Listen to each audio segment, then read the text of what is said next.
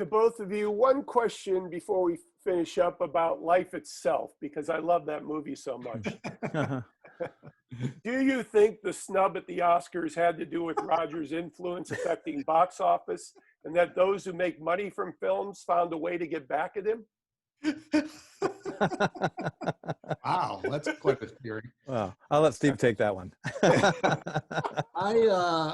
You know what I think it was?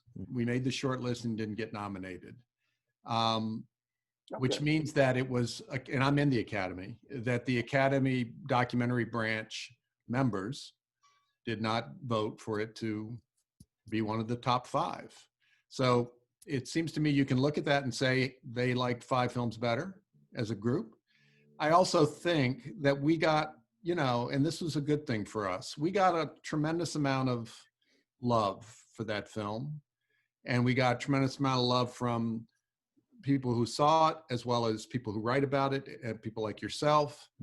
And, there could be an element of like, those guys were fine. I want to raise up a film that I feel really is wonderful, that didn't get nearly as much attention as life itself. And if that at all was part of the thinking, I'm fine with that, because we got plenty of love.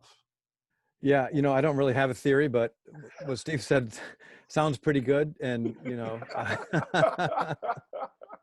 I'll go with that. That's my theory. So yeah. Actually, that's sort of what I thought. Yeah, as well. Very honestly. Interesting. Yeah. Okay, this is finally.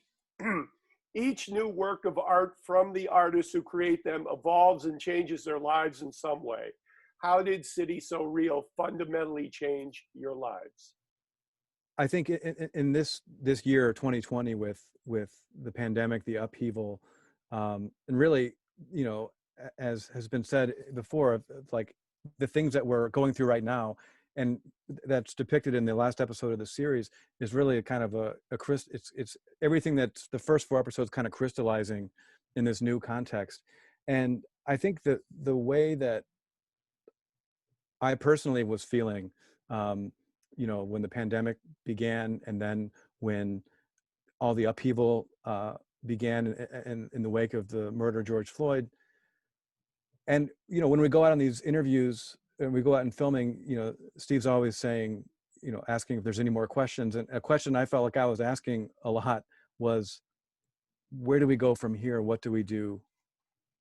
How do we move forward? And I think that the experience of being around, in particular, Neil and Amara, and in particular, Neil, Stylist Griffin, and seeing the clarity with which they saw a path forward, I found that I was inspired by that, and I was, rejuvenated with hope that maybe I hadn't been feeling, or I hadn't been feeling before the experience of being around them and seeing them carry on with their work with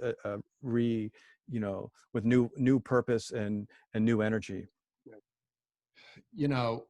When the pandemic hit, I, like a lot of people, I kind of went south for a while. I was just like, oh my God, and what's going to happen, and feeling fairly hopeless about things in general.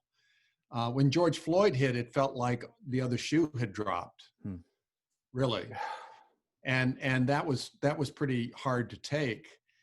But oddly enough, and getting out there and making this episode 5, it reinforced something that along the lines of what Zach is saying, that we had felt while we were making the first 4 episodes too, which is that there are incredible people in this city who are passionately engaged in the world around us and want a better world for themselves, for their kids, for other people.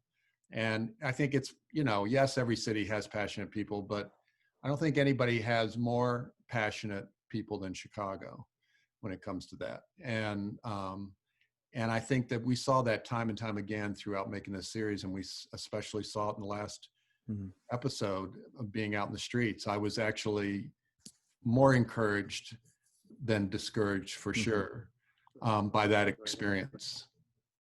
This is Patrick McDonald for HollywoodChicago.com.